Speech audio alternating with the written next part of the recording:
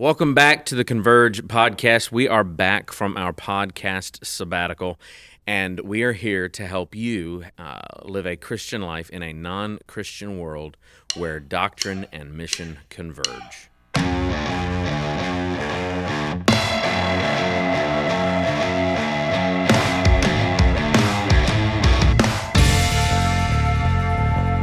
are here today on the Converge podcast to talk about a specific issue that's going on in culture today, but we want to focus not on the issue at large of LGBTQ agendas, but rather we want to talk about protecting your kids from the LGBTQ revolution that is necessarily happening in culture and is certainly happening in government schools right now. And so while this podcast, I think, will be helpful to a lot of people, specifically, I think it's going to be the most helpful to parents.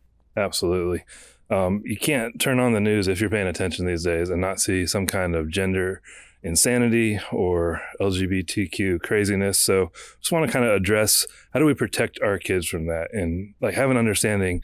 Turn on the news and you see that a man pretending to be a woman is winning swim races at the national collegiate level. Yeah. It's not normal, it's not okay, and it doesn't not affect our kids. So that's just one of dozens of things we could pull from current events that we don't have to do all that, but we're just saying, I think everyone knows this is a pressing issue and we need to talk about how it affects our kids. Yeah, and I want to give some qualifications that we are not going to tease out.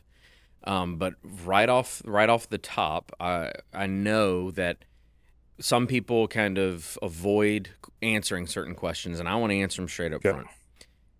This is coming with the presupposition that homosexuality is a sin against God, it is a blasphemy against God, and that gender identity is necessarily assigned at birth, but beyond that, the reason it's assigned at birth is because God, in the beginning, in Genesis 1, created male and female, and God, in Genesis 2, ordained heterosexual marriage between a man and a woman for a full lifetime. Therefore, transgenderism is sin, homosexuality is sin.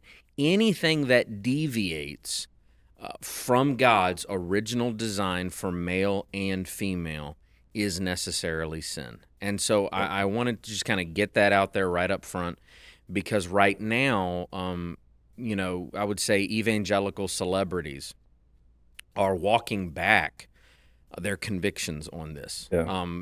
A few years ago, J.D. Greear, who was president of the Southern Baptist Convention for a while, and he's a smart guy. He's not dumb, but he foolishly made the statement that the Bible whispers about sexual sin, and it said he screams about greed or something like that. A completely foolish, unbiblical statement.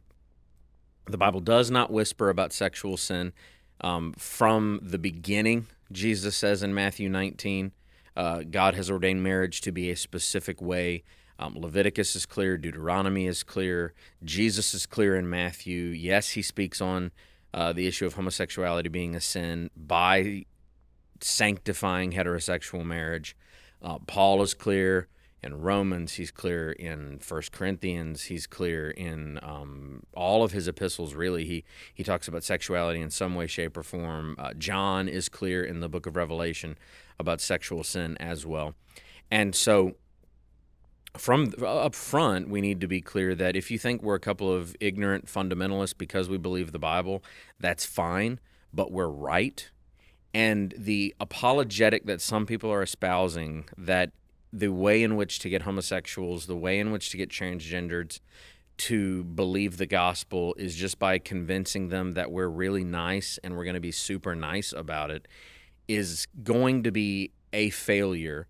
And it's misunderstanding what is actually going on in society, and that is what we want parents to be woefully clear on. Yeah, I think one of my goals for this, and I think yours too, is that parents would take this more seriously. We're not taking it seriously enough. We're not taking the level of degeneracy in sin, of that sin serious enough, and it's going to have downstream consequences for our kids. Scripture is very clear. And also the other thing is human society up until just 10 minutes ago has even been clear about this. So we're not, we're going to be accused of being bigots. Christians in your workplace, at your school, wherever you are, you hold to biblical sexual ethics, you're going to be accused of bigotry. But we're on the right side of history. Like, history has been clear, both in the church and just for society in general, that deviant sexual tendencies are hugely problematic, on top of being gross sin before God. Yeah, and the slippery slope, what some people call the slippery slope fallacy, has, I think, in many issues shown to not be a fallacy because of the way that it works out. We will make the statement, man, well, if you open the door to this today, 5 years from now, it's going to be descended into even more deviancy. Yeah.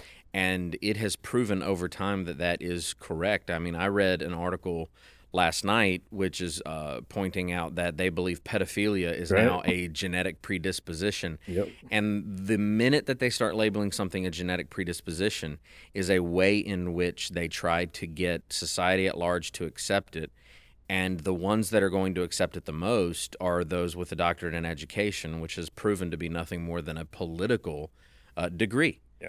And so in the schools, teachers are going to be aggressively seeking to proselytize and disciple your children towards these sexually deviant agendas. It's been proven time and time again. Yeah. I think good thing for kind of starting this conversation is just to give us some stats to think about the cultural cliff that we have gone over recently, because this is recent. And that's one thing. I talked to some parents about this, and they don't seem to grasp how things have dramatically changed, even in the last 5 years. Yes, in the last 10, 15, 20, it's been happening, but we have recently completely gone over a cliff. And one of the most interesting studies I have recently seen is from Barna. And if you know anything about kind of the Christian world, George Barna is legit. He's been doing research for a long time. This is not a kook by any means. And he recently did a survey that came back that 40% of Gen Z identified as LGBTQ in some way. That's a crazy number. And I think it would surprise people. People would hear that stat and think, no way, that's true. But talk to anyone who is kind of in tune with high schools, middle schools, and they'll tell you, yeah, that doesn't surprise them. And here's a couple things that I'd like to get your thoughts on that too. But when I see that stat, what that just says to me is cultural insanity. Do I actually think these kids know what they're saying when they respond on that survey? Right. No, I don't. But what I know is the culture is so insane that they think it is better to identify as some kind of deviant sexuality. I don't think most of them have actually experienced that, but I think they have watched a lot of media. I think they have consumed a lot of pressure from those in authority that somehow their life is going to be more meaningful because they identify with that sin. That's a huge problem. The pressure to fit in is what causes the statistical shift amongst adolescents. History has proven that to be absolutely true. And when you look at a number like 40%, if let's say you're in your 40s like I am, and you're almost there, but you're in your 40s and you look back at school, you know that it wasn't 40%. No. All right? It wasn't anywhere near that. It wasn't 1%. No, yeah. That was unheard of, even in contemporary just history, just very recent, just past. And one interesting thing to point out is that when you look at a number that grows to that level where culture is concerned, it's not because of a biological reality going on. It's not because, the old adage, they were born that way. Right. It is peer pressure. It is a social contagion. More and more people choose to do that because they want to be unique. They want to have an identity that people will think is cool. And so when you are a teenager, when you're an adolescent, one of the greatest pillars of your life is fitting in. Yeah. And so if everybody's gay, I must be gay. If other people are identifying as a different gender, I must be a different gender. And that is specifically why so many of them, you're not hearing them say, I am a homosexual. The vast majority of them are, I am a bisexual.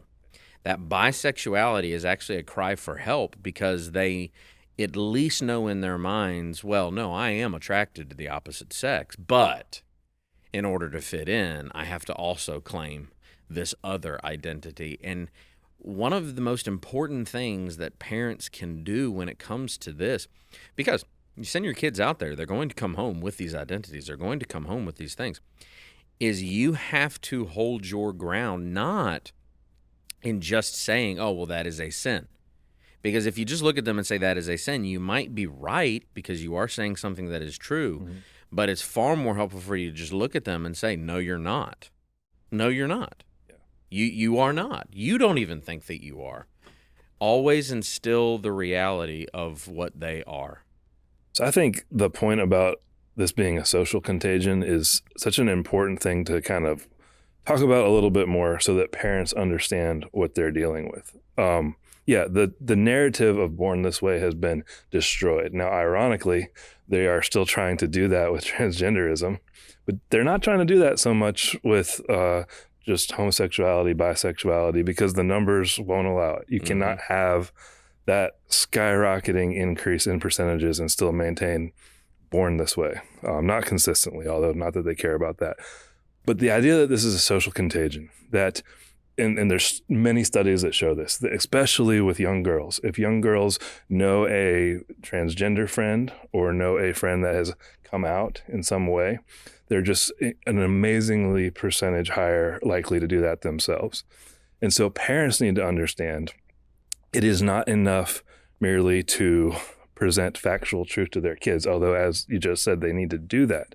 But they actually have to protect their kids from that social contagion. There's no way around this without actually proactively protecting your kids from catching social contagion. You can't merely do it with words alone. And it's just something that I really want parents to understand from this podcast. Yeah, when I was growing up, the idea of sheltering your kids was, and I don't know when it started, I just know that when I was growing up, when people would say things like that, it always had a negative connotation to it. It was this connotation of your kids aren't going to be ready for the real world.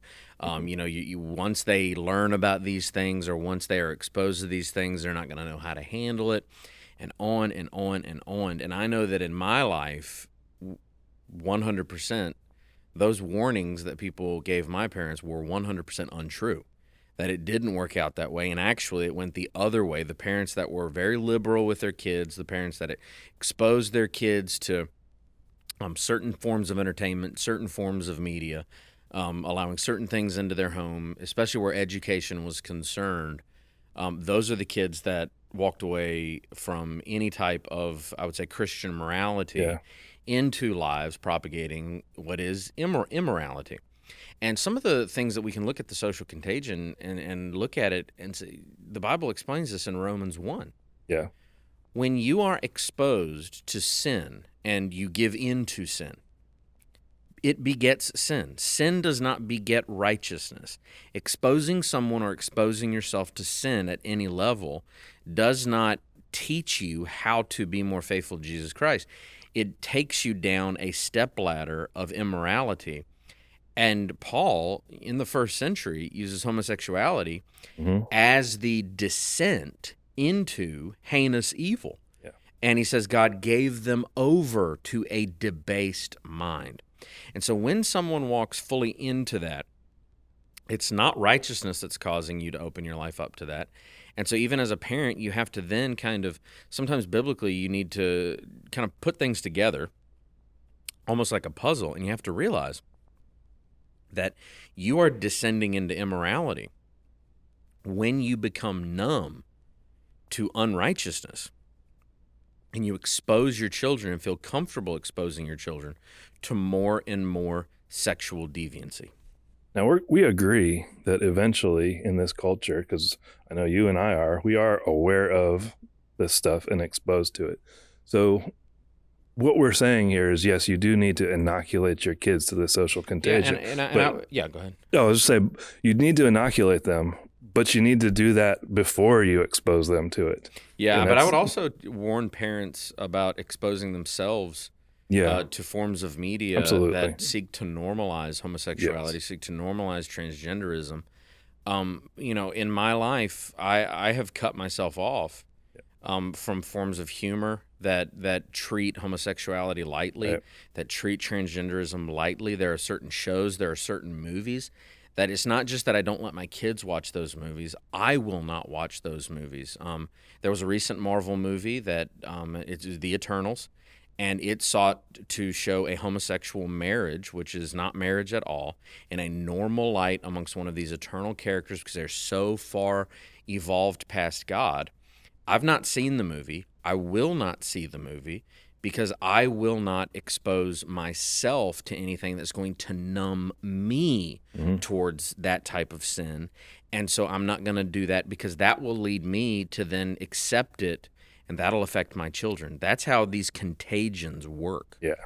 You can't sit a 12-year-old down and say, okay, here's the truth. Now you're completely inoculated to the social contagion. Right. Like it takes more time than that. And also the other thing before we move on, I want to address is there is a difference between an adolescent mind and an adult mind. You're 100%, what you said is 100% right. It is in warping our own adult minds, being constantly exposed to the normalization But of I'm not as homosexuality. at risk. Not by huge percentages. Right. And we just, again, I'll probably be saying this throughout. There are studies on this. There are secular studies on the developing adolescent mind and how much it is formed in those ages of the early teen years. And the later. homosexual agenda is so rampant that there were respected scientists, medical doctors, surgeons, psychiatrists at Johns Hopkins, which is a revered school, that came out with a study about transgenderism in adolescence, showing the mental insanity and the mental illness that takes place doing that to a child, where so many, once their frontal lobe was fully formed in adulthood, they changed their minds completely, but the damage had already been done. The puberty blockers had already been given. Some of them, the surgery had already taken place. And you've ruined their lives because you were foolish enough to think that a 12-year-old had enough common sense to choose what road they were going to walk down the rest of their lives. And it's foolishness. It's child abuse. Exactly. All right. So with that kind of set as the introduction, we want to try to be helpful. How do parents protect their kids from gender insanity? And first thing we want to talk about is heteronormativity. I don't know when it was. I think I started talking. One of us, maybe it was me, I used that term in a parenting class. And heteronormativity is actually a term used by progressives in a pejorative manner against conservatives about what you shouldn't do. And I've tried to redeem it because I think it very well points out how I'm raising my kids, how I try to get everybody to raise their kids. You owe your kids heteronormativity. Your kids should be so saturated in a atmosphere and culture of knowing nothing but mothers and fathers in committed heterosexual monogamous relationships that it is a shock to their system when they find out that anything else exists, so that they don't understand what exists. And if you think it's foolish, if you think this is something like, oh my goodness, how could you be, so sheltering your kids? Like, that was all we knew in the 80s. Right. That was all we knew in the 90s. And so that was completely normal. Heteronormativity is healthy. The culture that is wicked, that is sinful, that is trying to destroy the nuclear family, and study after study has shown they're trying to do that, they're trying to get rid of heteronormativity so that everyone will be confused sexually and so that sexual deviance can be accepted. Heteronormativity is simple. Boys are boys. Girls are girls. Marriage is normal between a man and a woman. Anything else is not marriage. Men are supposed to be masculine. Women are supposed to be feminine.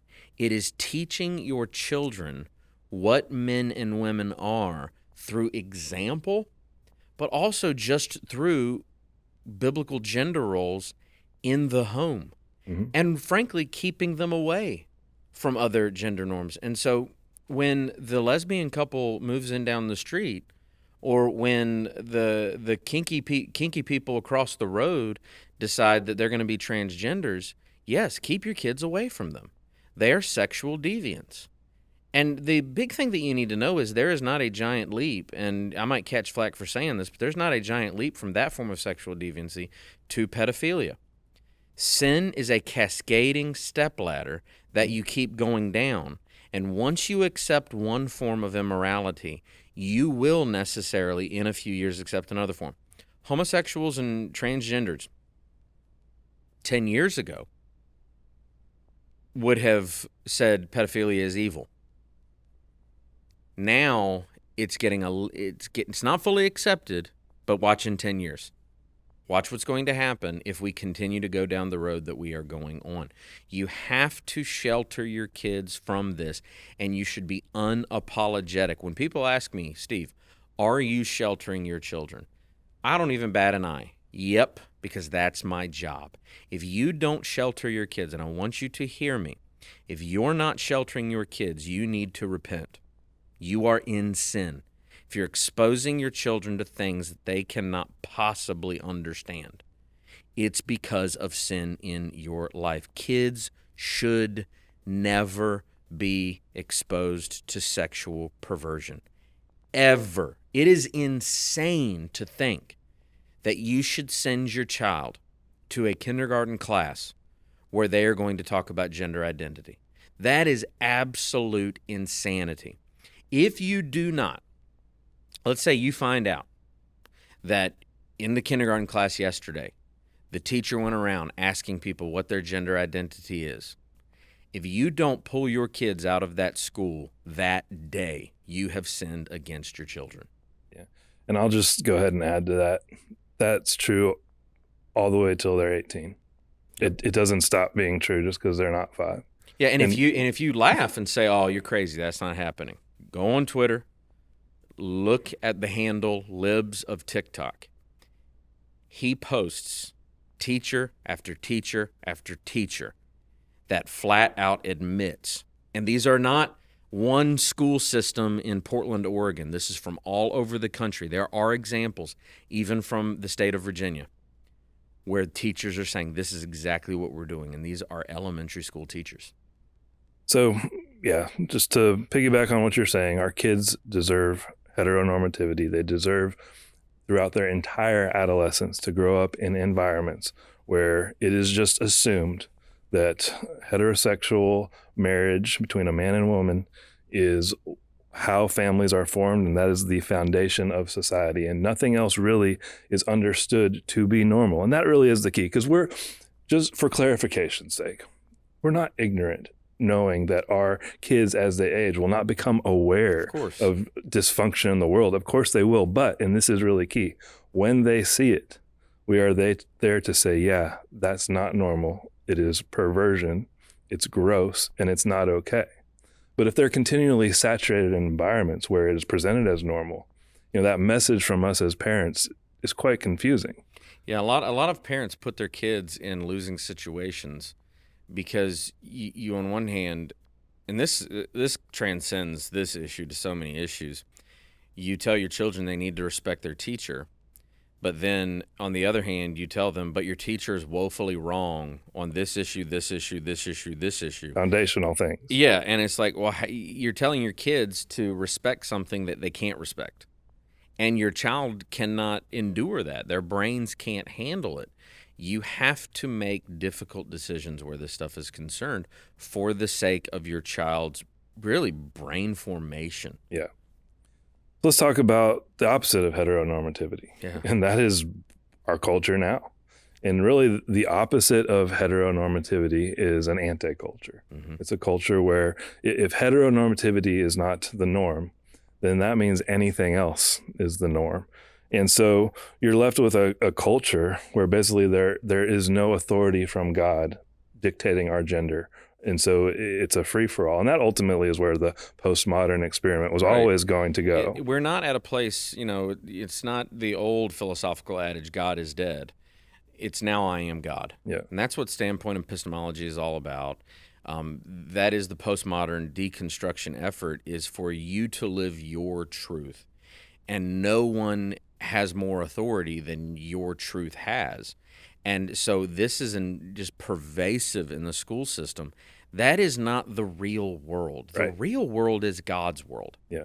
The real world is God's righteous vision for man and woman. This is a warped and sinful world. And that is not what we need to prepare our kids for. We need to prepare our kids for righteousness. We need to prepare our kids for godliness. We need to prepare our kids to have a vision for God's world for them to be able to walk out and endure the lies that they're going to be given in a culture overwhelmed by sin. Yep. So I know we're harping on schools, but we're talking about kids. And school is a huge part of kids' life, so we have to talk about this. I think that one thing that is often misunderstood when I talk about LGBT insanity in the schools is people think that my concern is for all the other non-Christian kids in the school. And basically, I don't want my kids to be around sinners. Newsflash for you. Here at church, my kids are around sinners. Yeah. If my kids are in a Christian school, they are sure around sinners. If you have more than one kid, you can homeschool them. They're going to be around sinners. Yeah. That is not the issue when it comes to heteronormativity and raising up our kids. The issue is the authority and the leaders. Culture isn't created by your peers. Culture is created by leadership. Yes. And that is what is so important for parents to understand, because they are in charge of that. Now you still are in charge of who your kids' peers are, and you need to be mindful of that.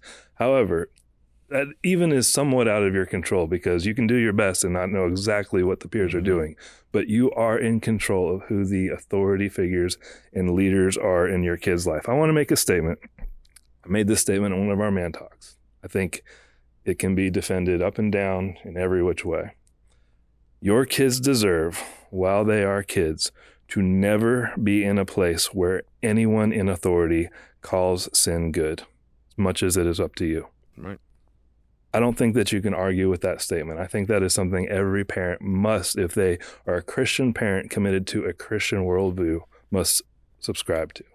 To argue against that is to abdicate your responsibility as a parent. And I don't think parents understand that. I don't. If you want to argue against us for whatever reason on this, it's just you're taking an indefensible position just because it's the one that you've chosen. Yeah. And just because you chose something doesn't mean you made the right choice. You have to be able to look at the decisions that you make in your life and say, did I make a good decision? And if you're unwilling to admit that you ever make bad decisions, you are unwilling to ever grow. You're unwilling to really take the responsibility that God has given you to first lead yourself. But if you can't lead yourself, how are you going to lead anybody else? Absolutely. To give us more specific examples, even though I think people know what we're talking about, though, it is unacceptable for any kid to be in a place where LGBT pride is celebrated by authority figures. Mm-hmm. That is the celebration of sin. That's a line we as Christians can't cross. Yeah. We're aware that we're around sinners, but authority figures cannot celebrate sin. Now, one thing that is often brought up to me is, well, aren't we as adults, don't we sometimes have authority figures that celebrate sin? I know a lot of people in our church work in office environments where their boss, even puts pressure on them to celebrate sin. And this is why we kind of started this conversation by saying kids and adults are not the same. If you think that is apples to apples, you're crazy. Yeah. You have to be a mature person who can actually have hard conversations. You need to be able to understand the radical difference between a child and an adult. And if you can't understand the difference between being an adult working in a situation where your boss might be putting pressure on you and sending a child, completely innocent, no authority over themselves whatsoever, into a situation where people are going to pressure them to celebrate sin, we're not being serious. We can't have a serious conversation. And there is an issue of autonomy. Right. Myself as an adult, I have the ability to make a conscious decision. I'm going to put myself under this authority figure that is doing something ungodly, knowing the effects that might have, and I do that. But I also might make the decision not to do that, which frankly is more the way I would lean. I'm going to do everything I can not to put myself under that position. Well, kids don't get that choice, and that's not fair. We weren't given the right to make that choice for an adolescent to have ungodly authority figures. Yeah. You have to do everything in your power to put your children in a situation, as much, like I said, as much as it depends on you, where they are around godly leaders 24 hours a day. Let me throw in the qualification. Like, we could qualify everything to the end, and we're not going to do that. We know there are situations where things are unavoidable. Right. We pastor hundreds and hundreds of people. We know more situations than you can probably think of. Yeah. So we're not uncaring about that. When I think about those situations, I'm thinking of real people. And so we understand that we are talking in generalities for what is true most of the time. Yep. Some people are in a situation where they can't do what they need to do right now, but the question isn't, okay, I'm stuck. The question must be, okay, what do I need to change? Yeah. What do I need to start changing? And your unwillingness to make changes doesn't mean you're right. It just means that you are unwilling. That's it. So all these things that we have talked about, we need to understand, and this is kind of shocking when you think about the last few years, 2022 is not 2015. Right. It's crazy to think about, but the situation on the ground is drastically different. The speed by which culture is changing is so fast that I don't think there's any way to really be prepared for how fast it's changing. Therefore, you need to be the one in absolute control. Yeah. You need to be aware of what's happening. I mean, I say some things that I just assume everyone's aware of. We're aware that our county school system had multiple public meetings last year telling everyone that they were going to promote LGBT stuff in school and encourage it. No one's ignorant at this point. Everybody knows what they're going to do. And the question is, so it's been the same question, well, what's the line? Yeah. What's the line that your principal has to cross for you to say enough is enough? What's the line that the school board has to cross where you say enough is enough? And I know some of you think that the answer is getting on those school boards. God bless you. But it doesn't excuse the fact that what is currently going on. And any changes that you can make at the school board level are going to take time that your children don't have. You can't make your children suffer because of the changes that you want to put in place. You have to deal with reality where it is right now. And we are at a place in our county where the school board has decided for all of our local schools that they are going to celebrate sexual deviancy and perversion. And that is what it needs to be called. If a school is a safe place for sexual deviancy and gross perversion to be celebrated, not even the fact that it's insane that we're talking about the sexualization of kids, and that's okay. A whole other thing we could address. But if the school is a safe place for that, it's not a safe place for your kid's faith. And if you want to say, oh, you're using terms like sexual deviancy, well, I'm using biblical mindset to get there. But also understand that this has already borne fruit in Northern Virginia, where a young perverted boy used a false gender identity as a ruse to rape multiple girls in school bathrooms and locker rooms. And the school system was so adamantly defensive about their celebration of perversion that they did not call the police about the rapes, and they covered up the rape rather than protecting the children. You have to deal with the reality of what is actually going on in schools. You cannot pretend that these things aren't happening, because they are. Our kids aren't safe. Yeah. So first thing we're going to tell you to do, protect your kids from gender insanity. Get them away from any authority figure, any teacher, any administrator that promotes sin. That's just, kids should not be around that. But there's more to it than that. And so I want to kind of continue thinking of other ways that we in our home need to protect our kids from gender insanity. And the first thing is first thing in that category is your kids don't need to have free access to gender insanity and sexual perversion. And what I'm talking about is internet and smartphones. Yeah. Which is a huge issue.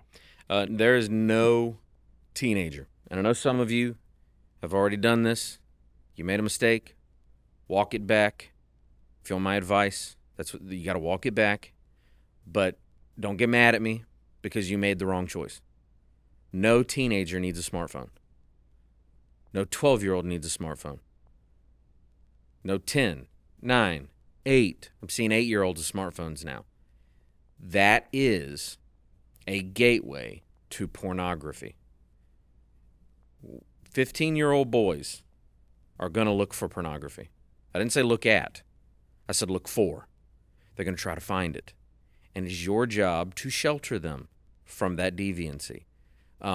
Your kids don't need a tablet that they can use in their bedrooms, that they can use at their friends' houses. They don't need these things. You have to guard your children. You say, well, they use it for school. Well, make them use it at the dining room table. Make them use it in the kitchen. Make them use the tablet there. Whatever it is that your kid plays games on, you have to make sure they are supervised the entire time that they're on it. But the biggest problem that a lot of parents have there is most kids don't look at pornography for the first time in their own home. By and large, statistics tell us that most kids look at pornography while they're at a sleepover at somebody else's house. So what do you do there? Well, I say no to every invitation that my child has to a sleepover. I know too many stories. I've been told too many things to know what happens. If your kids are going to go play at somebody's house, you have to have a long conversation with those parents. It's not about trusting or not trusting those parents. It's about finding out what they allow their kids to do. You have to understand that it is your job to supervise your children all the time. Yeah. That kind of brings up something I want to address, not in my notes. So bear with me here. But parents, take advantage of our wisdom as pastors from the amount of heartbreak and stories that we have had to walk through with people we care about deeply. Some of our opinions on these things are formed, and I don't think this is wrong at all. I think this is righteous, are formed by the amount of people we have seen, with wrecked lives and tragic stories. And I do think that is one of the gifts God gives to churches in the form of pastors, that by part of the responsibility God has given us, we are in a lot of people's lives, more than the average person. Mm-hmm. We take that information and wisdom, and we're a little bit more aware of things that people need to be aware of, and we're trying to share that. I did youth and college ministry for a number of years, and when I was doing college ministry, for the most part, you end up talking to a lot of 18 and 19-year-olds. Yeah. And the stories I would hear of how young men got addicted to pornography, but beyond that, how young men ended up being groomed on the internet, ending up in chat rooms. And this is, of course, a few years ago. It's gone way beyond chat rooms now. Kids were getting groomed, and that is why they had issues with sexual identity. Yep. Was because people had groomed them. Adults had taken advantage of them. And when you can't unknow these things. Mm-hmm. And so when you're exposed to this and you see the shattered life of a 19-year-old young man who's just trying to keep it together, it really sobers you up to the power of sin that it has in people's lives.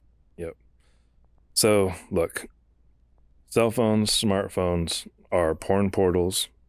And let me also say, the number one argument I hear from parents is that all their friends have cell phones and your kids feel left out. Okay. Yeah. Why is that the worst thing that could happen? Yeah.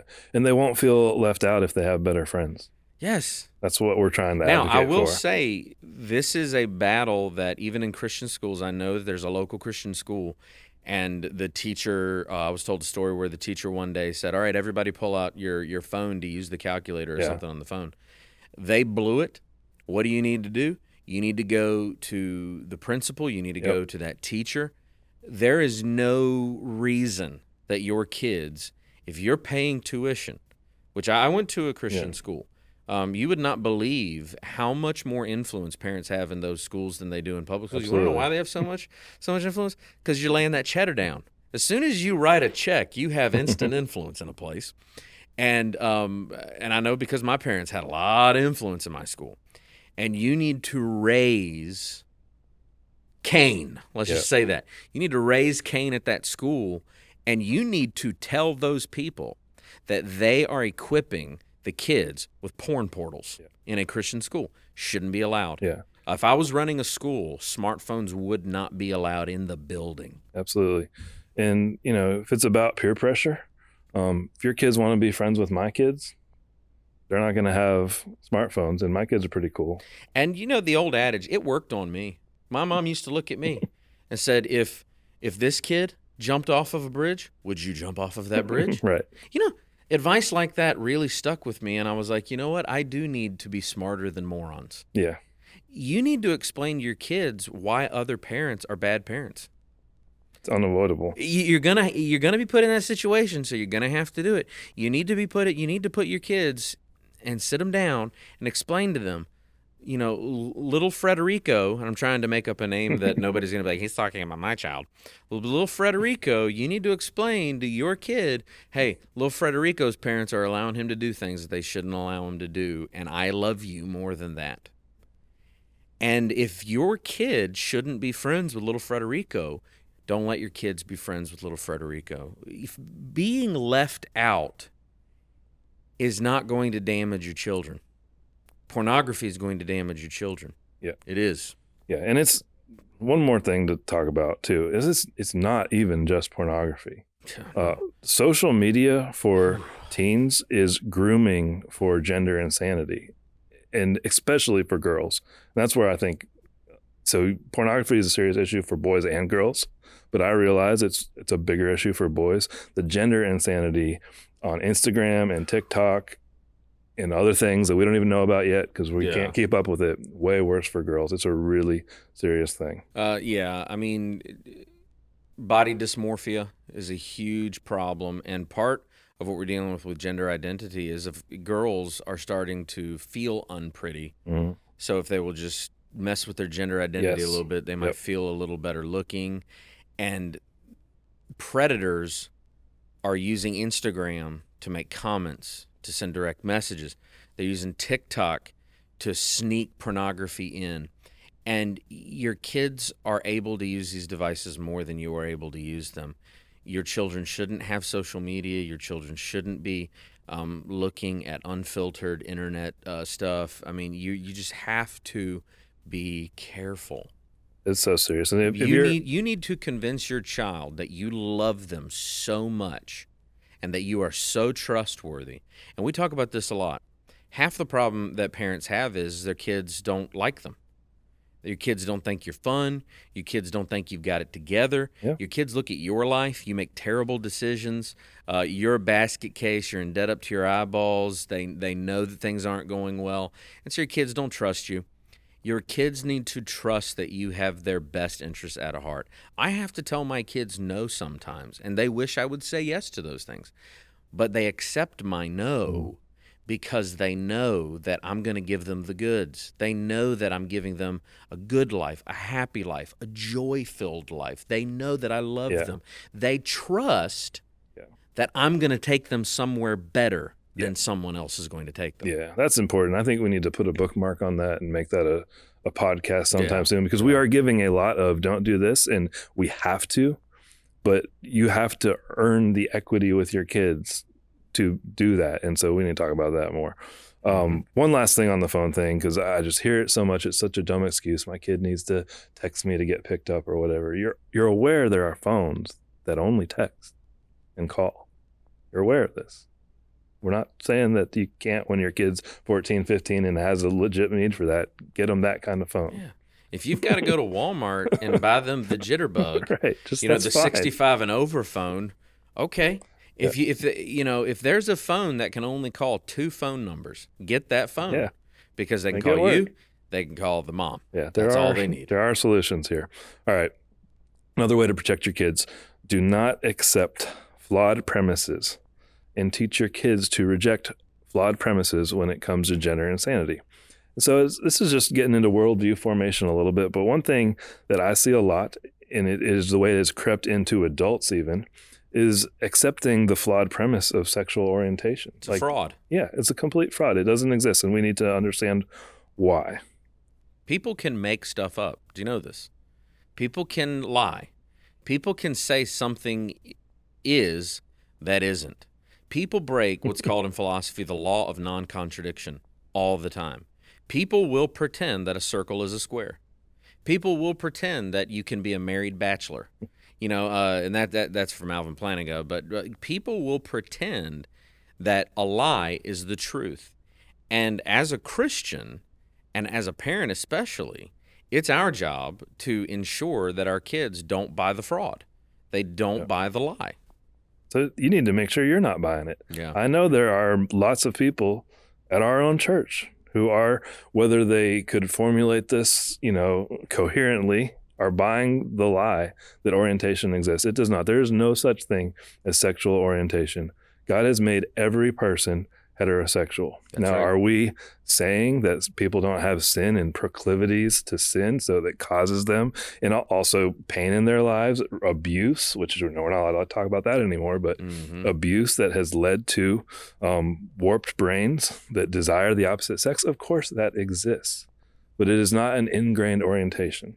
And we need to be firm on that. You need to learn about that if you don't know about that. But the reason for that is you need to instruct your kids that there's no such thing. And we need to be honest enough to call mental illness. Really important. When we're talking about things like the fact that sexual orientation is a fraud and all these things, yet so many people are convinced that it's true, we need to understand it's because mental illness is prevalent. There is such thing as gender dysphoria, and it shouldn't be celebrated. It should be treated as the mental illness that it is. Transgenderism is a mental illness, and the hard truth that people need to accept and realize, so is homosexuality. Yeah. It is a mental illness. We need to react appropriately. It's a great question to ask. How would you let seriously mental ill people interact with your kids? Yeah. How would you do that? Well, you wouldn't give them carte blanche. You wouldn't give them any authority over your children. And right now in society, we have a social contagion of mental illness. Yeah. All this leads to the reality that I think because of all these pressures in society, parents have to proactively protect their kids' understanding of gender. That's right. And so things that in the past could have been relatively harmless, even 10 years ago, are not harmless anymore. And so we got to be wise. What am I talking about? I'm talking about things as simple, and we've both taken flack for this. Your boys need to play with boys' toys. That's right. Your girls need to play with girls' toys. And you need to be a little bit more proactive and care about that more than something that, frankly, in 1995 was probably less of a big deal. It's a big deal now because of the cultural insanity surrounding our kids. There is a outright mission, culturally speaking, of certain people that are deviant. They're trying to condition your children to accept the prevailing lie of culture. Yeah. And you need to protect your kids from that. As your kids get older, this matters more. And so I'm just going to say some things that I really think parents need to take heart with. You need to be more proactive about keeping your boys away from effeminate things. Things that, again, in the past may have been more okay, you need to be more careful about. Does your son really need to be in the Glee Club? It's a really dangerous place for boys now, just to be really honest about that. It is. How is your daughter presenting herself? And look, I'm talking about some frank things now. In 1995, it was a lot less dangerous for a girl to be a tomboy.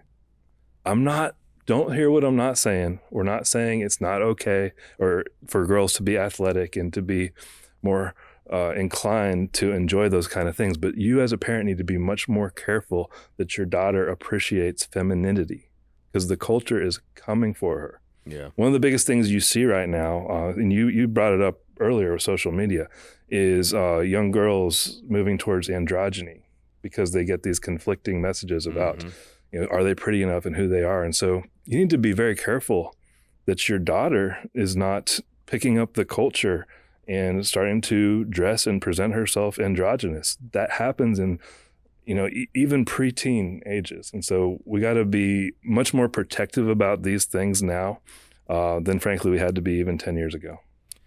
If you don't get a handle on this, your kids are going to believe the lies of gender ideology, and it's going to destroy lives. Is it going to destroy all the lives? Because somebody's going to be like, oh, my kids are fine, blah, blah, blah. Okay. Yeah. But the ends don't justify the means. Yeah. Just because you ignored it, just because you let whatever into your house and everything seems to be okay right now, it doesn't mean anything. We have a responsibility to follow God's word. We have a responsibility to raise young men, to raise young women, to live and glory in the original created design. Yeah. What we are facing right now is the pull of the culture. Again, I'm going to go back to the very beginning. 40% of Gen Z, is a very good study, is identifying as LGBT. The pull of culture is taking things that were innocent in years past and pulling kids towards ruining their lives through sexual deviancy, mental illness, and confusion.